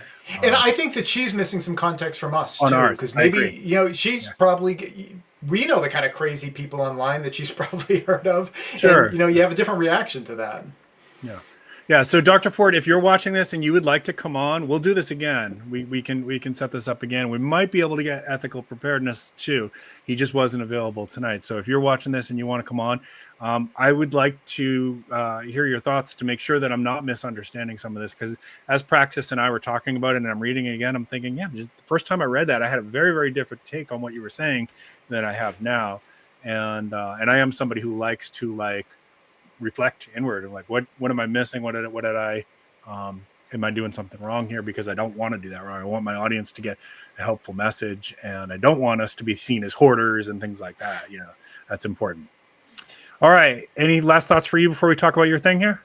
Yeah, no, you echoed everything that was in my mind. It was a great article, and I thought it was good that the doctor's thoughts were there, because that's a lot of the pushback that you usually hear. It was exactly what I always hear. So I think it was good to represent it there. And we need to. So this is my challenge to other channels out there, because I know a lot of prepping channels are going to watch this as well. I know we're nervous about interacting with the media because we've had bad experiences with that in the past. Be open to that, because it's dialogue that needs to happen, right? And the more people we can get interested in this, the better it is for all of us, because when your community has an emergency like Hurricane Helene, the more people that are prepared to manage the recovery after that, everybody in the community benefits. Everybody in the community does well. The more people we get on board. So be open to it. Just ask the questions like I ask, okay, what's your objective here? Because this has been my experience. And sometimes when I've asked that question, that's the end of the conversation, which tells me okay, so you were wanting to do a hit piece. I'm not interested in that. But if you're curious and you want to know why we do this, and you want to push back, I'm okay with that. But I'm not gonna play along with a piece that's designed to make let's make fun of preppers because it's fun. Yeah. Just for context, I've been approached a lot by different media outlets, and I've never felt like it was a hit piece. So that seems, at least in my experience, rather rare. So don't feel like chances are this person's out to get me, because at least for me, I've never come across one of them. Okay, fair. I feel like we get better coverage after storms and stuff like that. That's when all of a sudden the media is hey, we need to talk about this, and hey, that's great. If that's when you want to talk, let's talk. Okay. Yeah. All right. I'm going to go ahead and put this on the thing. So tell us a little bit about what you got going on here. Yeah. Okay. This is something. I just wanted to let people know that I created. This is a book that I've been working on for many years. I actually started it for myself. I hadn't thought that I'd share it with people. I was off on a camping trip, and I had I always bring entertainment survival books with me. So if there's a slow day while I'm camping, I can read about how to do X, Y, or Z. And I just wanted to tie a certain knot when I was setting up my tent. I can never keep knots in my head. And I'm flipping through the books, and there's 10 pages about how to light a match, and 20 pages about how to keep people from tracking you in the wilderness. But there was nothing on knots in there. And it got me thinking, it'd be nice to just have a book that just is full of the kind of stuff that you tend to forget.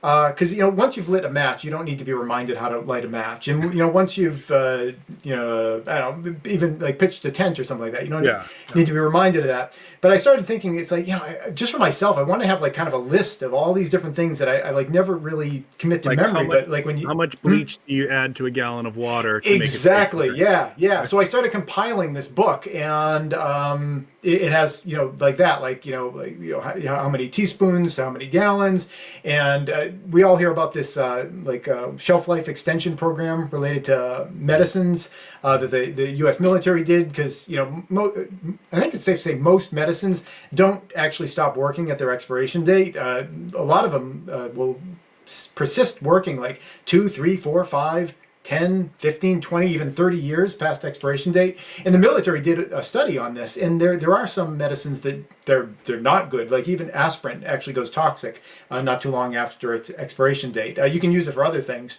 but not you wouldn't want to be putting it into your body. So I started compiling all these things, because when you need to take medicine, like someone in your house is sick, you're not going to be like, okay, give me 2 hours to go online and get the consensus reality on how good this old thing is. So I started compiling this book, so I just have all this stuff when I needed it. Another thing, in my nuclear fallout shelter, we have lots of medications for if we were exposed to radioactive materials. And I have like web printouts of how much of this you should take and what are the side effects and all that kind of stuff.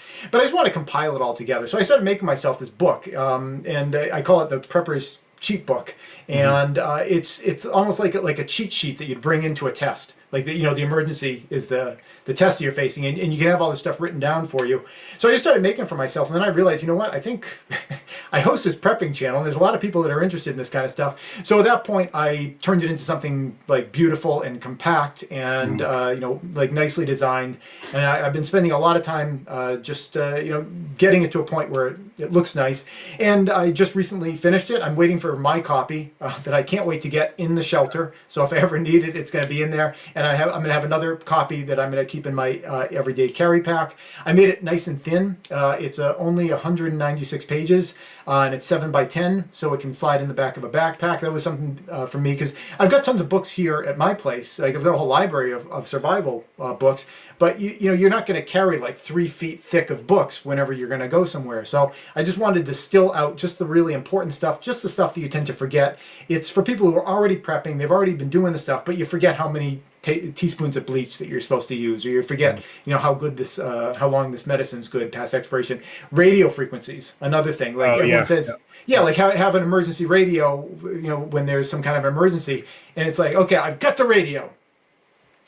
No, I do. There's like all these frequencies on there, so I put all those down about what are the common frequencies where stuff gets blown out on, so that you can you'll be sitting on the right frequency and waiting for it.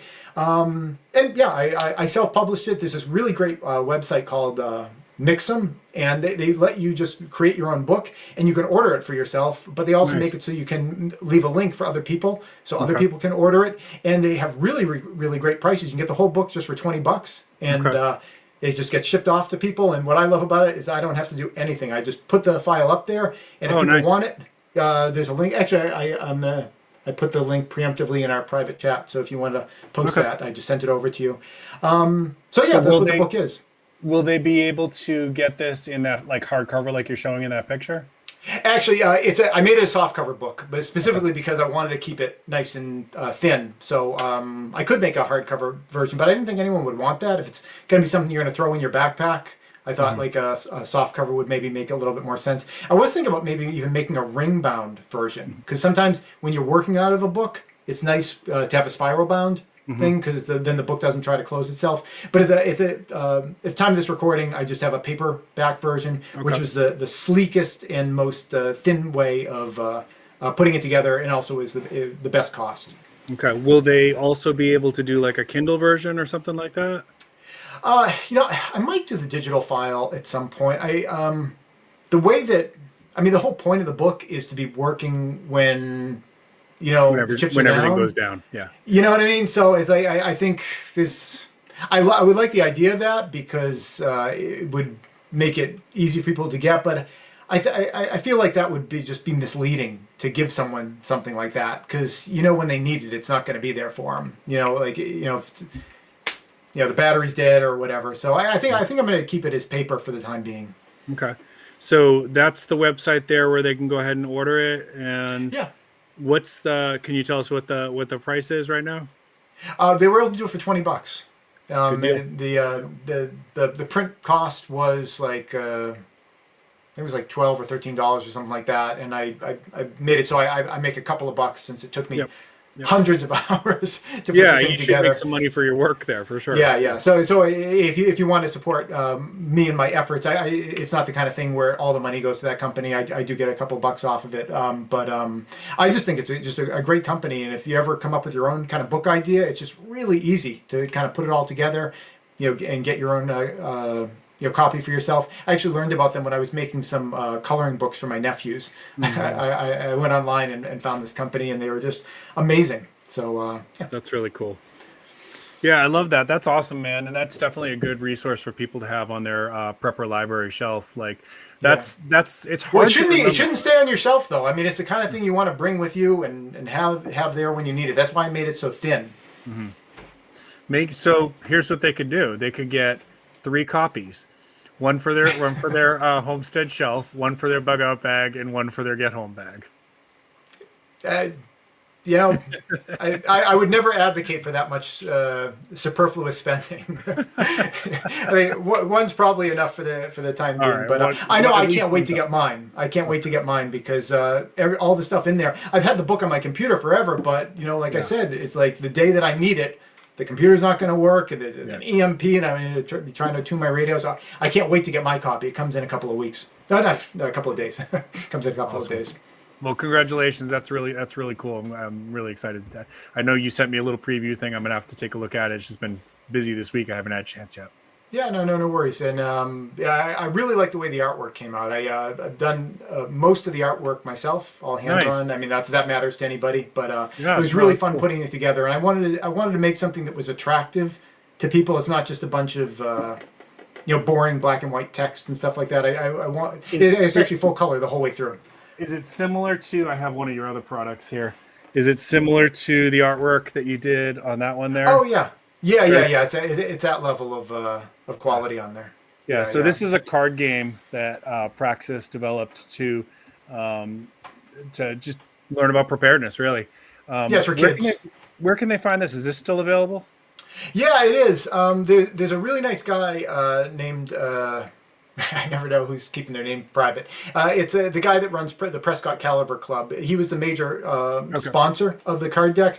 So I agreed with him that he would just sell it through his website so he could recoup his investment in the project. I don't know that he has yet because I haven't really been pushing it as much as I should on my channel. I almost never mention it. I'm not much of a salesman or a marketing kind of person. I mean, I know I've talked on and on about this book because I'm really super excited about it. But once I finish one project, I'm just I'm not a salesperson. So they can. I should talk about it more. So you guys can find that one on Prescott Caliber Club. Or every single video that I release, in the description of my video, it says, "Would you like to get a copy of Bug Out?" And it has a link right in there. Awesome. It's a fun card game, and it's great for the family, and just every single card. No, I'm not going to talk about the whole thing. It's a fun card game. I'm pretty proud of that one too. Yeah, it's like scenarios, right? Yeah, scenarios. You're like trying to get to your bug out location. You got to travel a certain distance, and there's different hindrances that come up, and you have to use your preps to kind of get around those. And then all the cards just have little prepping tips on them as well. Just that's awesome. Yeah, it was just I wanted to make prepping kind of family friendly and fun, and it's all cartoon characters on it, so it's not like your significant other has died and you need to eat their rotting out corpse or something like that. It's all lighthearted stuff. It's essentially kind of like scouting kind of things. Yeah. So Bacon was asking, so you can go over to any one of Praxis's videos and click on the description, and you should be able to get the link for that. Yeah. All right, it'd be good to support the guy that funded it because it was really nice of him to support the project. He really believed it and he was excited about it. Yeah, he's a good dude too. Like I've had some interactions with him. Really nice guy. Really nice guy. Yeah.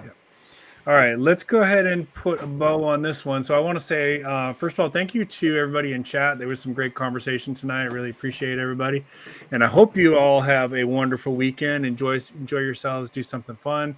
Go out for a hike or do a little work in the garden. And once again, thank you to Mimi and Dr. Ford for the work on that article. Really appreciate the opportunity to have that conversation. And again, Dr. Ford, if you're watching this and you wanna come on to talk about it some more, we would welcome that. We'll try to see if we can put everybody together for it. Sometimes it's challenging with schedules, but we'll do our best. Okay. And Praxis, thank you so much for coming in. I mean, I know this was kind of a last minute one, and we've had you on a couple times here recently. So appreciate that you've been so flexible and available. No, I'm happy that I'm not banned from your show yet. So I think I'm to be back. on my own show after my climate change comments. They were my climate change comments. You can't be blamed for any of that. Yeah, Well, I don't know if you believe. I don't know if you agree with everything that I said, though. There's some wiggle room there. There's some wiggle room. Well, I appreciate you. Thank you so much for coming on the channel again. No, thanks for having me. My pleasure. My pleasure. You guys have a great night. Keep planting your seeds. Keep stacking your silver. This is Prepping with Sarge and Praxis. Night, everybody.